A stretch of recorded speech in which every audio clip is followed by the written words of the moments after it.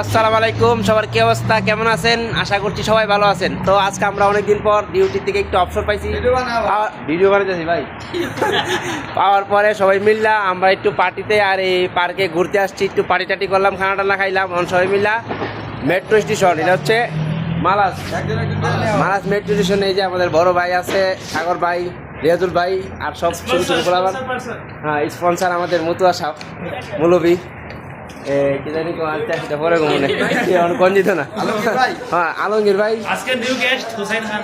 আর আমাদের ওয়েস্টার্ন সাদিক হুসেইন, আর এদিকে আছে মোটা, আর এদিকে আছে জঙ্গল সিলেট, আর ওই যে এই সাদা ভাই আমাদের হইল কফিল ভাই, বলেন।